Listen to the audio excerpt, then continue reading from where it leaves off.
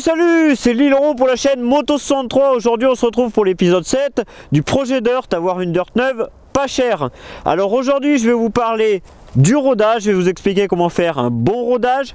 Je vais faire une petite balade en même temps et je vous parlerai des améliorations qu'on peut apporter à une Dirt. Allez, c'est parti. Alors déjà on va commencer par faire chauffer la moto. Alors faites-la chauffer entre 5 et 10 minutes. Allez. Là, un coup de kick. Et là, vous la faites chauffer entre 5 et 10 minutes.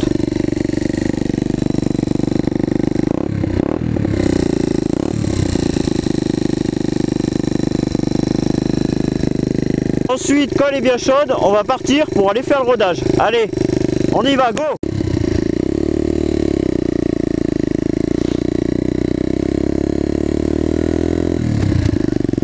Alors pour faire un bon rodage, on va parler en plein. On pourrait parler en heures, mais sachant qu'on n'a pas de compteur d'heures sur une Dirt, à moins d'en acheter un, ce qui est plutôt rare parce que comme on essaye de réduire les coûts au maximum, on n'a pas de compteur d'heures. Alors le premier plein, vous accélérez au quart de la poignée. C'est-à-dire que la moto soit un peu en sur-régime, comme s'il y avait une vitesse au-dessus. Vous ne mettez pas de grands coups de gaz, vous faites vraiment au filet.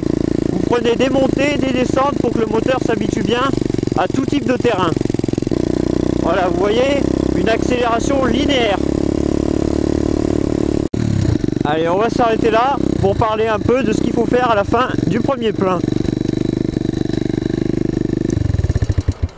Alors une fois que vous aurez fait votre premier plein et votre première sortie, il va falloir vérifier s'il n'y a pas de vis qui sont desserrées.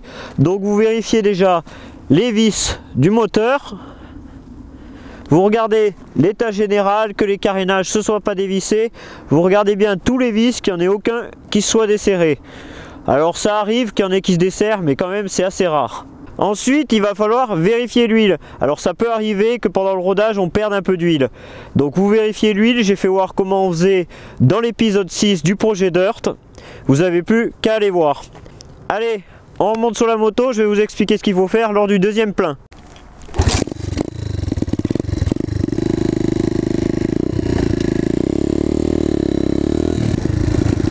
Lors du deuxième plein, vous pourrez accélérer un peu plus, c'est-à-dire au lieu d'être au quart de la poignée, vous pourrez accélérer à moitié, c'est-à-dire comme ça.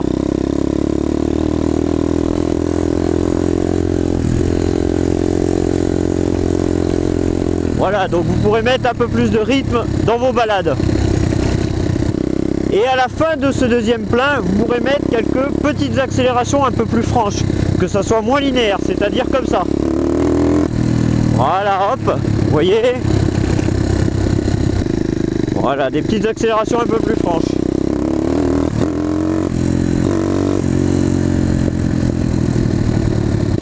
Une fois que vous aurez terminé le deuxième plein, et ben vous ferez la même vérification que lors du premier plein.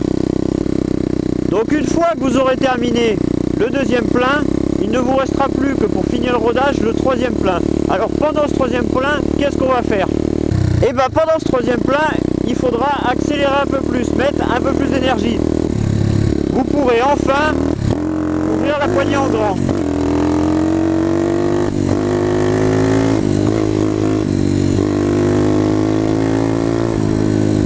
Et vous pourrez donc vous faire plaisir.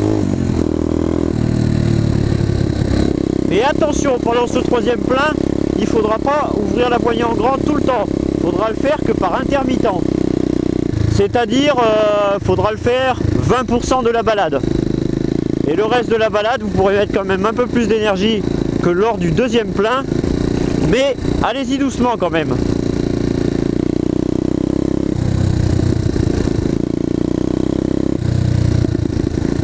On va s'arrêter là pour parler qu'est-ce qu'il va falloir faire à la fin du rodage. Une fois qu'on a terminé les trois pleins et que vous avez bien suivi mes instructions, qu'est-ce qu'il va falloir faire? Vous aurez simplement à faire la vidange et puis après vous pourrez aller rouler comme une moto normale. Du coup, comme votre moteur est neuf, je vous conseille de l'entretenir. Donc je vais faire une vidéo, ça sera l'épisode 8 et je vous expliquerai tout l'entretien qu'il y a à faire sur un moteur dirt. Et si vous suivez mon entretien, normalement vous ne devriez pas avoir trop de pépins. Parce que malgré ce qu'on pense, un moteur dirt, si on l'entretient, c'est quand même assez fiable. Allez, du coup, on redémarre et on va aller parler un peu de la dirt et de ses améliorations qu'on peut lui apporter.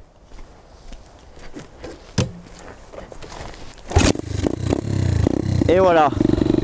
Elle est vraiment bien réglée cette dirt, hein. Elle démarre au premier coup. Et ben je pensais pas qu'une dirt ça serait aussi stable. Franchement c'est assez marrant pour le prix que ça vaut.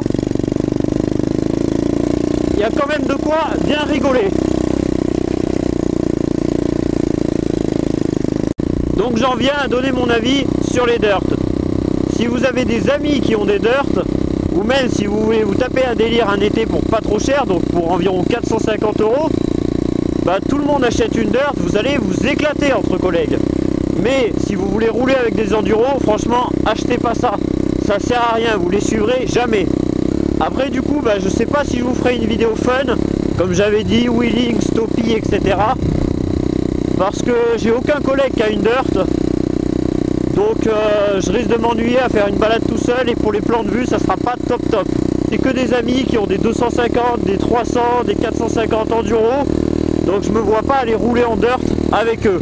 Je vais franchement les gêner. Donc à voir, je la ferai peut-être s'il y a de la demande. Je ferai une vidéo fun avec des wheelings, des stoppies, etc. En tout cas, j'ai vu que beaucoup avaient adhéré à ce projet et que beaucoup de monde m'avait encouragé. Franchement, ça, je trouve ça super sympa. Vu l'engouement du projet, des gens qui m'ont envoyé un message, etc., c'est possible que je recommence un projet de ce type, mais plutôt sur une 85. Bon, là, je suis en train de voir comment je peux faire un bon scénario, c'est-à-dire voir comment faire pour avoir une 85 quasiment neuve, comme j'ai fait pour la dirt. Donc, je suis en train d'y réfléchir, à voir, vous aurez peut-être un projet similaire dans quelques temps.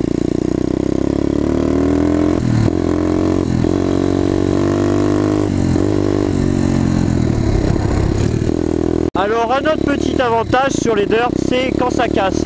Le prix des pièces est vraiment pas du tout cher. Vous cassez un bras oscillant neuf, c'est 50 €. Je sais pas. Vous cassez un guidon, c'est une trentaine d'euros. C'est vraiment, mais vraiment pas cher. Un système de frein complet, c'est entre 40 et 60 €, suivant la marque du système de frein complet. Franchement, rien n'est cher. Donc c'est ça qui est pas mal. Bon, je suis sûr qu'on va me poser la question au niveau des wheelings. Bah, niveau des wheelings, il suffit de mettre son corps en arrière, taper un petit coup de cul et tirer le guidon, et la moto se lève toute seule. Après, bien sûr, pour les tenir, c'est un peu plus dur. Moi, franchement, je suis pas très adepte des dirt. Sur les grosses cylindrées, il n'y a pas de souci. Sur les enduros, il n'y a pas de souci. Mais sur les dirt, j'ai un peu de mal. Après, j'ai vu sur internet, il y en a qui font des vidéos. Ils sont pas mal. Mais dans le chapitre amélioration, je vais vous parler de quelques petits détails qui pourront vous aider à réussir les wheelings beaucoup mieux. Voilà, pour s'entraîner, je vous donne un petit truc au wheeling. Vous faites des départs arrêtés et ça va bien vous aider à appuyer sur le frein. C'est juste une petite astuce. Pour vous montrer que c'est possible les wheelings avec une dirt, je vais vous faire des wheelings en départ arrêté. Parce que quand elle roule la dirt, j'ai un peu de mal à les manier, c'est pas comme les gros modèles.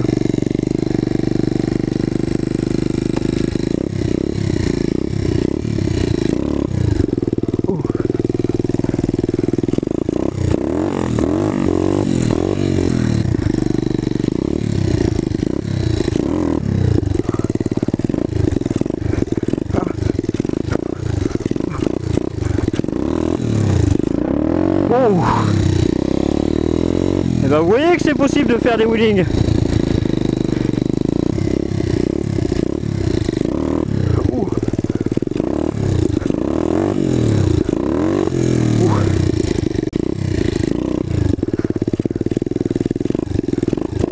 Enfin. Chaud. Vu que c'est petit, on peut vite poser les pieds si jamais on se casse la gueule. Alors on va parler des améliorations qu'on peut apporter à cette dirt. Alors qu'est-ce qu'on peut faire pour améliorer le moteur? Alors pour pas très cher, vous pouvez acheter un allumage à rotor interne.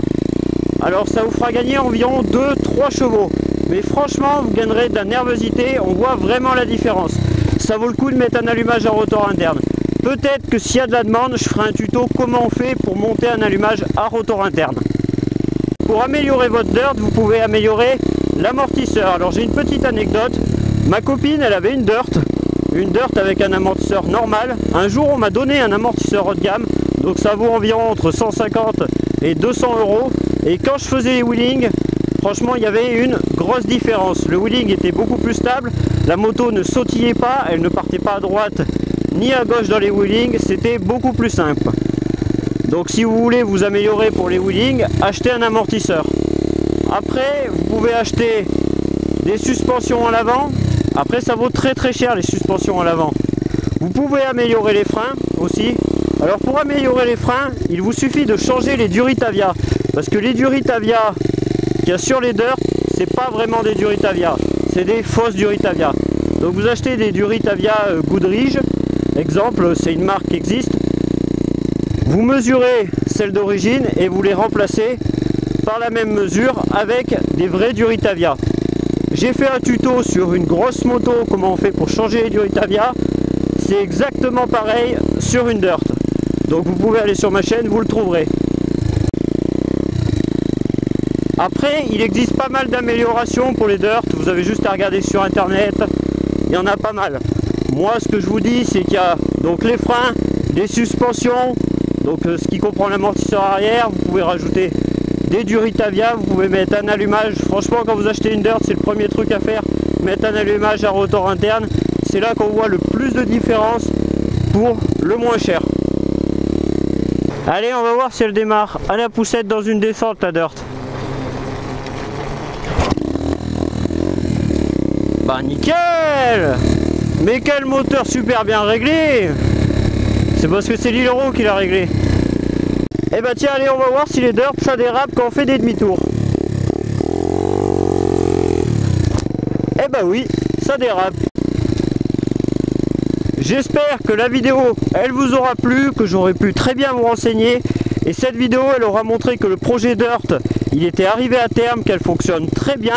Vous voyez, j'ai redémarré plusieurs fois et nickel, elle fonctionne très bien. Il ne vous reste plus qu'à faire un bon rodage et puis on se retrouve pour l'épisode 8. C'est l'entretien du moteur pour que votre moteur dure le plus longtemps possible. Salut et au prochain épisode!